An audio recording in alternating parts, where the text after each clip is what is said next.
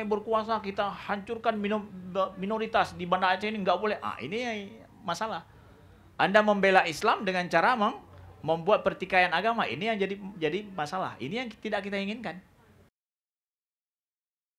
Pak Ustadz menyinggung tentang money politik. Ada orang yang pakai money politik untuk meraup suara. Nah, sekarang lagi ada fenomena namanya politik identitas, Pak Ustadz. Nah, itu bagaimana Pak Ustadz? Apakah itu hal-hal yang normal saja atau tidak bagus Pak Ustadz? Kan ada namanya orang politik pergi ke majelis-majelis atau pesantren, masuk pesantren. Katanya bersilaturahmi. Tapi kita tahu ada udang di balik batu. Itu menurut Ustadz bagaimana Ustadz tentang politik identitas? Sekian. Pada politik identitas. Apa sih politik identitas itu dimaknakan sebagai pengertiannya apa? Sehingga kita bisa membuat sebuah perbandingan atau sebuah kritikan terhadap itu. Pada saat hari ini masing-masing ngomong menurut dia punya makna sendiri, menurut dia punya makna sendiri. Jadi nggak ada sebuah makna yang konkret yang kita setuju untuk itu. Jadi sulit kita untuk memberikan sebuah pendapat terhadap politik identitas itu apa artinya. Dalam kamus bahas artinya ini gitu. Jadi saya pikir belum ada kesepakatan terhadap itu. Nah, cuma saya ingin kasih tahu begini. Di Amerika gelombang LGBT itu menjadi sebuah sebuah isu politik yang sangat bagus bagi mereka yang ingin menang di pemilu gitu. Siapa yang membela atau anti, ya? Trump misalkan terus terang dia anti kepada LGBT. Dia mengharapkan dengan antinya terhadap LGBT dia meraup suara orang-orang Kristen yang ortodok itu yang mereka memang secara ini anti LGBT, ya. Orang Republika. Nah, sedangkan yang mereka membela LGBT mengharapkan daripada kaum LGBT ini untuk mendukung mereka, orang Demokrat.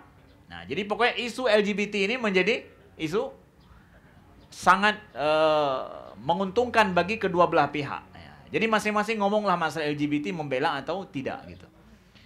Di Eropa hari ini dimasukkan isu baru Islamofobia untuk menjadi meraup suara di pemilu di Eropa gitu. Jadi masing-masing partai politik mencoba untuk mencari isu tertentu untuk mereka meraup suara. Itu terjadi di negara-negara yang kita katakan ya demokrasinya baik, bagus begitu. Kita di Indonesia, ya, negara kita itu bukan negara anti agama, tapi bahasanya adalah negara yang friendly dengan agama, ya, atau brotherly lah, ya. Kalau bukan friendly, brotherly lah lebih. Kalau Amerika mungkin friendly masih, ya, tapi ini adalah sudah brotherly gitu dengan agama. Kalaupun kita nggak bisa mengatakan Indonesia negara agama ya enggak ya, kita katakan brotherly dengan agama lah gitu, ya. Tidak bisa dipisah gitu, ya.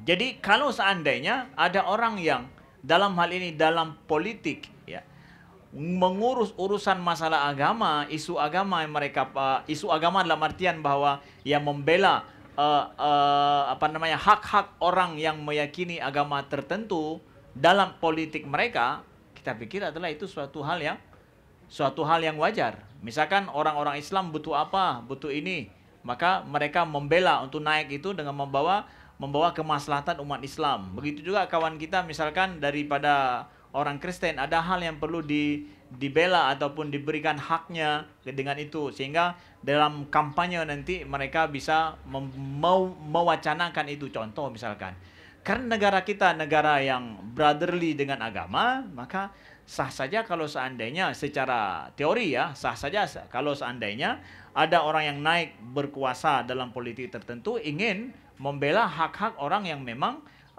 ada di dalam anak bangsa ini, kepentingan anak bangsa ini, yang setiap bangsa punya perbedaan dalam setiap kultur mereka. Yang tidak kita inginkan adalah dijadikan agama ini, isu agama untuk saling perpecahan antara agama Islam dengan agama lain gitu. Naik menjadi itu. Kalau kita naik berkuasa, kita hancurkan minoritas di Banda Aceh ini, nggak boleh. Ini masalah. Anda membela Islam dengan cara membuat pertikaian agama, ini yang jadi masalah. Ini yang tidak kita inginkan. Ini yang tidak kita inginkan. Nah, wallahu alam. Jadi masalah identitas seperti apa? Saya nggak berani ngomong di situ. Kenapa? Pastinya identitas seperti apa sih yang dipahami? Saya juga belum mendalami bidang itu. Jadi belum setingkat Rocky Gerung lah yang udah paham gimana makna daripada politik identitas. Saya belum begitu paham. Ya.